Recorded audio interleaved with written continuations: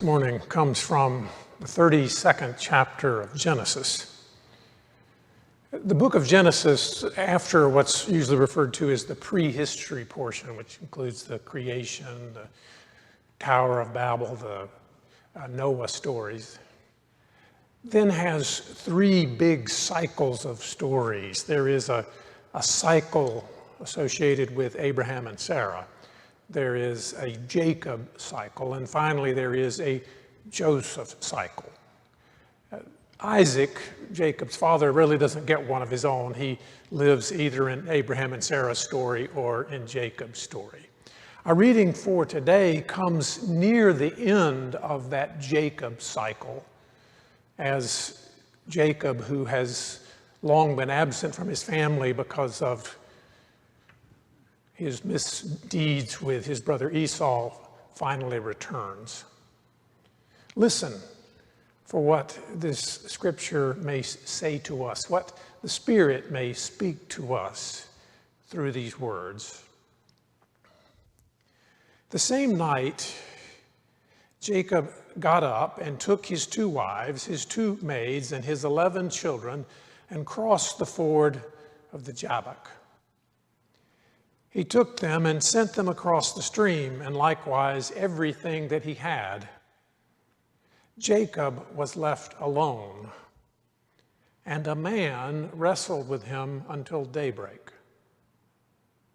When the man saw that he did not prevail against Jacob, he struck him on the hip socket, and Jacob's hip was put out of joint as he wrestled with him. Then he said, "Let me go, for the day is breaking." But Jacob said, "I will not let you go unless you bless me."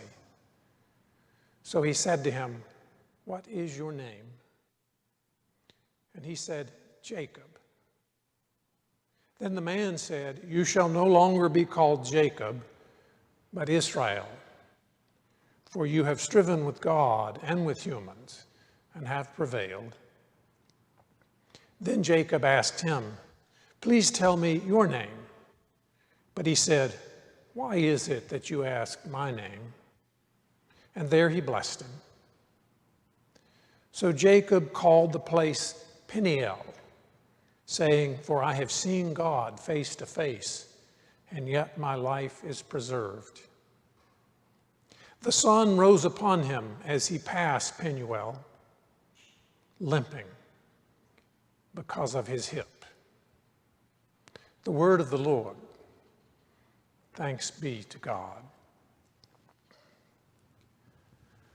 When I was a child, my father would read Bible stories to us just before bedtime. I can still see the big Bible story book that he used. There were stories of Jesus in it, of course, but as a child, the Old Testament stories were more captivating to me. There were lots of hero-type stories. David fighting the giant Goliath with only a sling. Samson, the Hebrew version of Hercules. And then there were all those stories about Abraham and Sarah and their offspring, Jacob, Esau, and Jacob's son, Joseph. As a child, these characters in the Bible stories didn't really seem much like real people. Perhaps that was simply a matter of how distant they were from me historically and culturally. Or perhaps it was because those Bible stories had a kind of comic book quality to them.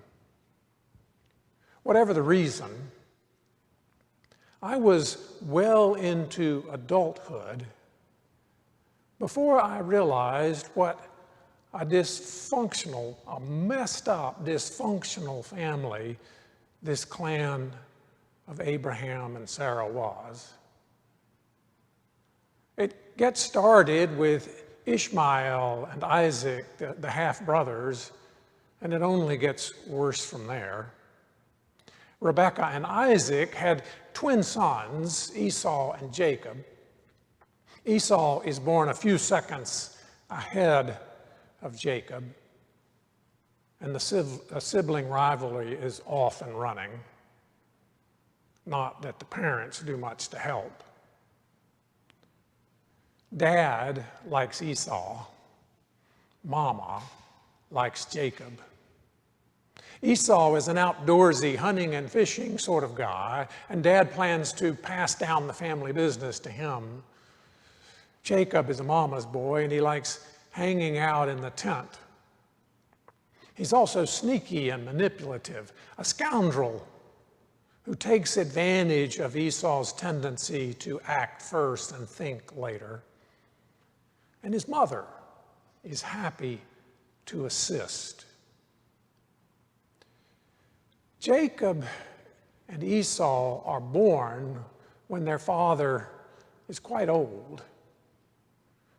And Isaac is feeble and blind by the time the boys are fully grown. Sensing that his time is drawing short, Isaac calls Esau to him and sends him out hunting to bring back some savory game that they can enjoy together. After the meal, Isaac will formally sign over the business to Esau. In the language of the Bible, he will bless Esau. But Mama overhears. She goes to Jacob, and they quite literally cook up a scheme to deceive the old blind father. Mama prepares a savory meal and helps Jacob disguise himself as Esau. He puts on some of Esau's clothes, and Mama uses goat skins to create some arm hair wigs so that the smooth-skinned Jacob now has the hairy arms of his brother. I know it sounds a little crazy, but that's what it says there in the Bible. Jacob goes to his father disguised as Esau.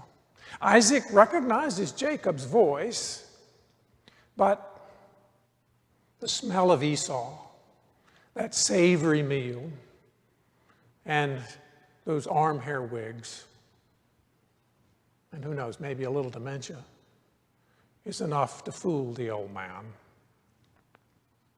And so Isaac blesses Jacob moments before Esau returns to discover that he has been robbed. To be honest, I have no idea why there's no undoing this contract made under false pretenses. But it seems the blessing cannot be taken back.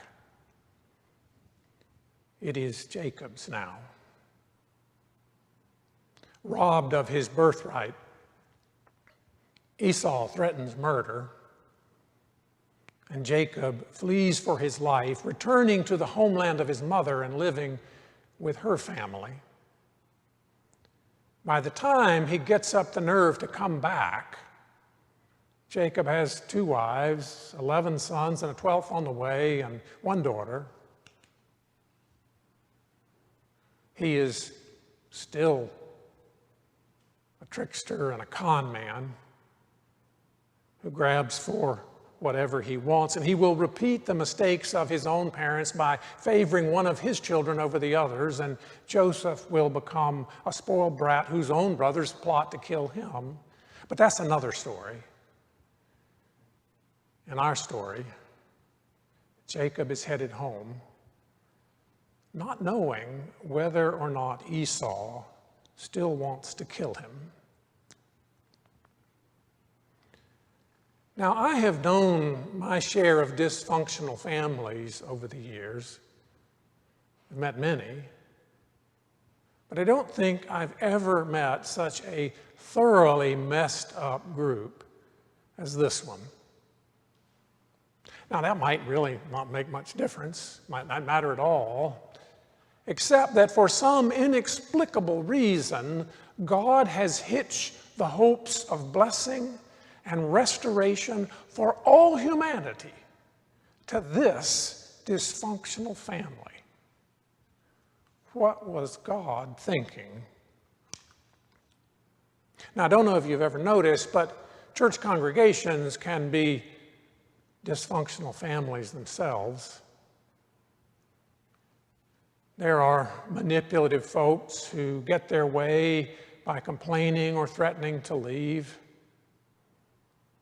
And there are those who rarely lift a finger to do anything or to help, and yet constantly think they deserve more from the church.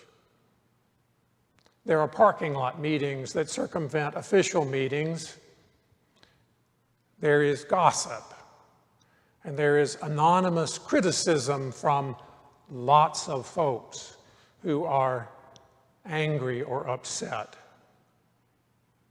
And yet, for some inexplicable reason, God has hitched the hopes of blessing and restoration for all humanity to this dysfunctional family. What was God thinking? For much of Jacob's dysfunctional story, God seems largely uninvolved. But as Jacob returns home, that changes. The night before he and Esau meet, a man wrestled with Jacob until daybreak. A man? Esau? God? It is a strange story with religious sensibilities quite different from our own, sensibilities open to a dramatic encounter with a strange and earthy God. This is not about belief. It is about struggle and blessing. Jacob seeks to deal with the man as he does with everyone, grabbing for what he wants. But this time it does not work. Jacob is not defeated, and he does gain a blessing, but in the process, he is changed, he is renamed, and left with a limp.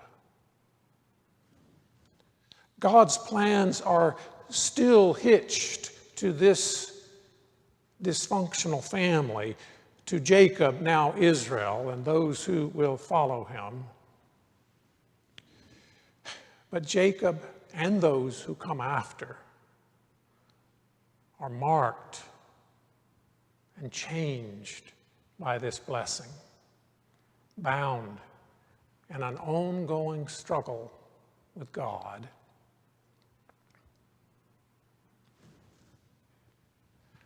I suspect that I have previously mentioned a huge study on the religious beliefs of American youth that was done in the early 2000s. This study looked at a large swath of religious traditions, and it found that the vast majority of young people do not dislike religion or church. They have mostly positive views, but their own beliefs are so bland and benign as to have little impact on their daily lives, producing almost no need to participate in any organized religion. The authors of this study coined the term moralistic therapeutic deism for this faith. It has 5 main components: a general belief in God, a God who expects or wants people to be good and moral, a life goal of being happy and feeling good, a God who is not at all involved in day-to-day life, but who may occasionally be available to you in a moment of crisis, and the belief that good people go to heaven. There's nothing offensive about any of this, but neither is there much in the way of substance. Professor and Christian educator Kendra Dean uses terms such as Christianish and cult of nice to describe it. It bears little resemblance to the faith that the church has proclaimed over the centuries. But that is not, according to the study, because these young people have misunderstood or perverted the faith. It is precisely the faith that was transmitted to them by their parents and their congregations. Now, Jacob lived a long way from 21st century America and moralistic therapeutic deism. But I can still see some points of contact, at least before the wrestling match. Aside from moments of crisis, God seems uninvolved in much of Jacob's story. Jacob is all about his own wits and cunning, grabbing for all that he can so that he will be successful and happy. But then, for all practical purposes, God assaults him. It is a strange encounter, and even more strange, Jacob is not defeated in this match, but he is changed. God blesses him, but he is permanently marked, given a new identity and a limp. Now here we are, the dysfunctional descendants of Jacob. Very often, we imagine a distant, benign God, not at all involved in our day-to-day lives, although perhaps willing to give us a little spiritual lift or buzz.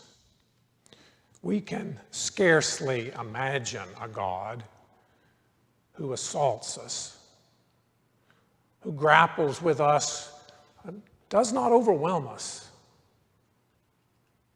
and blesses us, but also transforms us and marks us, sending us out into the world with new identities, with God's blessing and with a limp. Such a thing seems preposterous until we actually meet God. All praise to the God of Abraham and Sarah, the God of Rebekah and Isaac, and the God of Jacob, who calls us to take our part in this unfolding story of God's blessing and restoration for all humanity. Thanks be to God.